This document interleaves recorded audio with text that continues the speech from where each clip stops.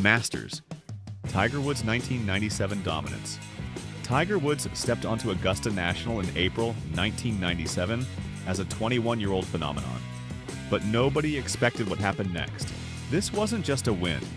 It was a complete demolition of the field and golf history itself.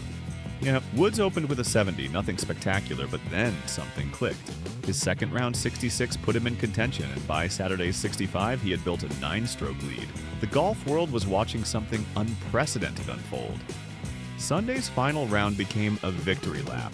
Woods shot 69 to finish at 18 under par, winning by 12 strokes, the largest margin of victory in Masters history. He shattered the previous scoring record by 1 shot and became the youngest Masters champion ever. But the numbers only tell part of the story. Woods was hitting drives 40 yards past his competitors, reaching par 5s and 2 with mid-irons while others needed woods. His putting was surgical. On the back 9 Sunday, the crowd wasn't cheering for competition. They were witnessing history. The moment Woods slipped on that green jacket, everything changed. Golf had its new king, and Augusta National, of course steeped in tradition and exclusivity, had crowned its first black champion. The sport would never be the same. The Open Championship, Henrik Stenson versus Phil Mickelson duel, 2016. July 17, 2016, Royal Troon. The final round of the Open Championship became a 2-man battle for the ages. Henrik Stenson and Phil Mickelson separated themselves from the field and engaged in one of the greatest head-to-head duels in major championship history. Both players started the day at 12 under par, 4 shots clear of the field.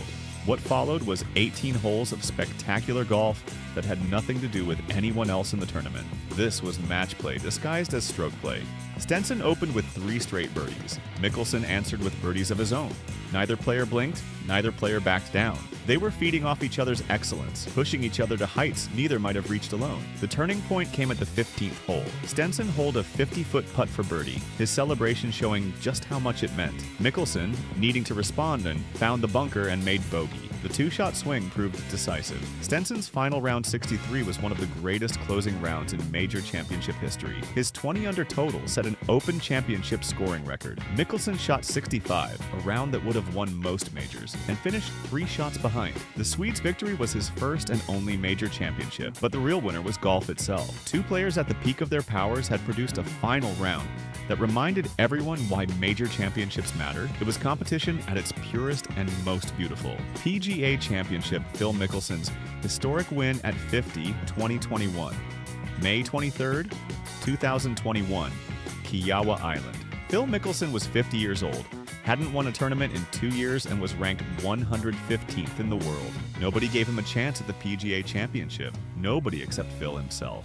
The ocean course at Kiawah Island is a beast. 7,800 yards of wind-whipped brutality that had humbled the world's best players. But Mickelson somehow was thriving. His opening 70 put him in the mix, and rounds of 69 and 70 had him leading by 1 entering Sunday. The final round was pure theater. Mickelson's drives were finding fairways, his iron shots were precise, and his putting was vintage Phil. But the real magic was his crowd interaction. Thumbs up, fist pumps, and that trademark grin as thousands of fans followed his every move.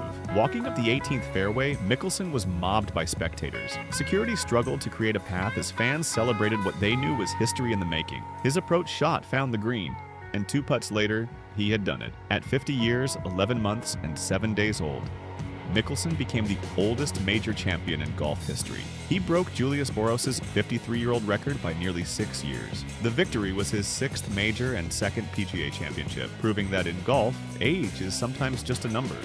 The Masters, Roberto de Vicenzo's scorecard error, 1968. April 14th, 1968. Roberto de Vicenzo had just played the round of his life at Augusta National, shooting what he believed was a 65 to tie Bob Golby for the Masters title. The Argentine veteran was heading to a playoff for golf's most prestigious prize. Then came the devastating discovery.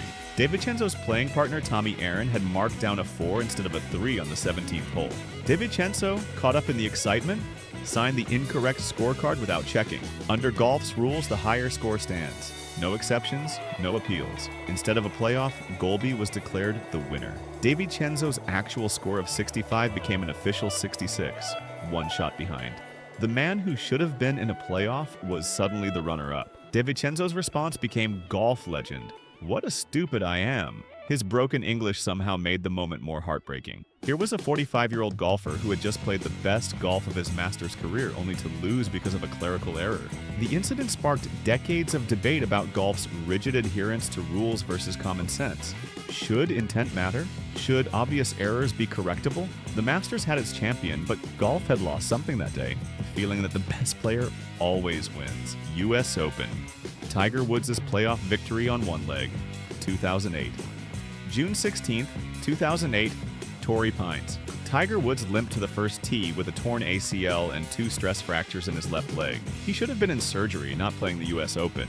But this was Tiger, and this was major championship golf.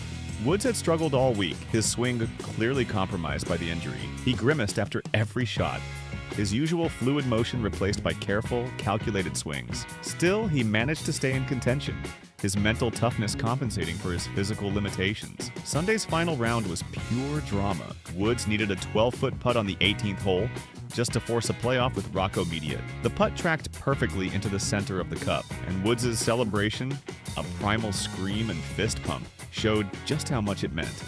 The 18-hole Monday playoff was a masterpiece of determination.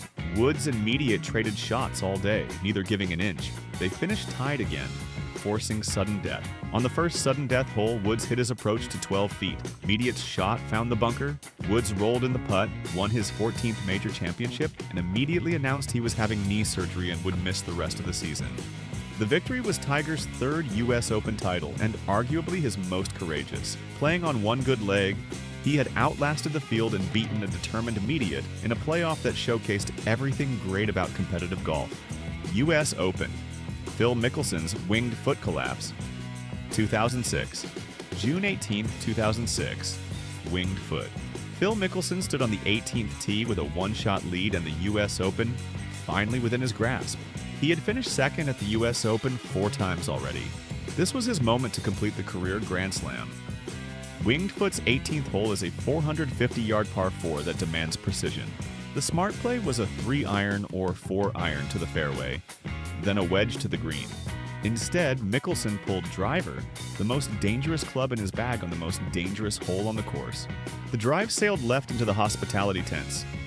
Mickelson's ball ricocheted off a tent and settled in an impossible lie among the corporate structures. His recovery shot hit a tree and barely advanced. His 3rd shot found a greenside bunker. From the bunker, Mickelson's shot flew over the green. His chip back was poor, and he 2-putted for double bogey.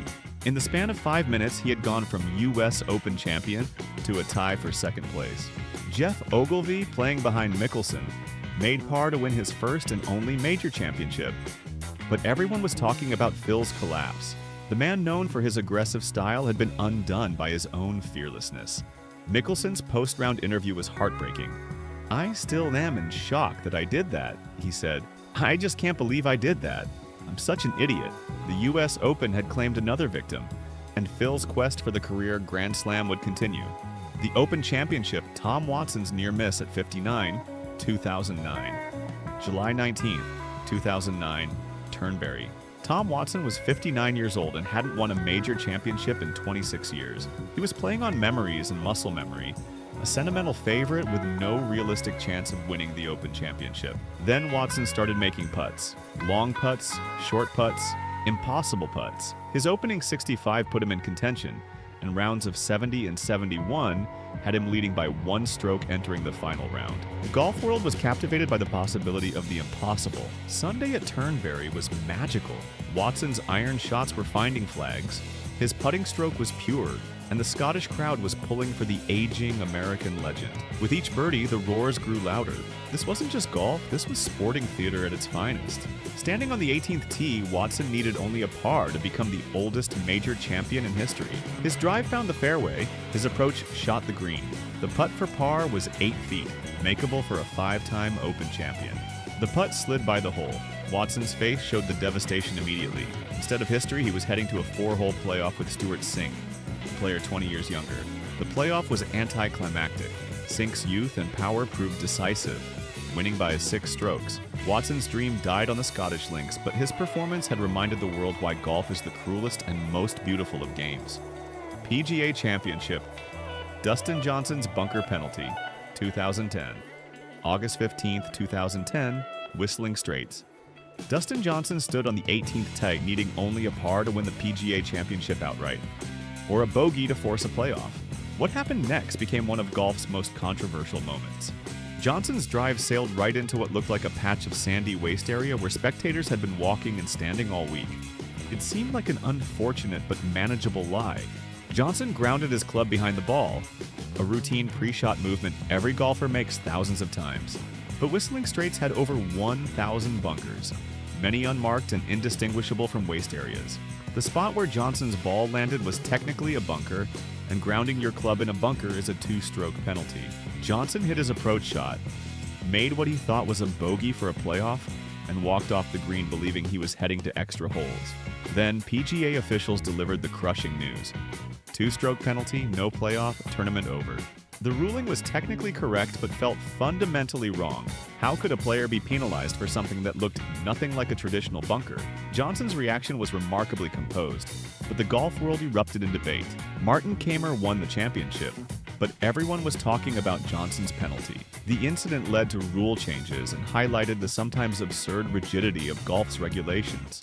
Johnson would go on to win majors, but this moment remains a painful reminder of how cruel golf can be. These 8 moments capture everything that makes major championship golf special: triumph and heartbreak, youth and experience, precision and power. From Tiger's dominance to Watson's near miss, from Mickelson's joy to his despair, these are the moments that define golf's biggest stages and remind us why these 4 tournaments matter more than any others.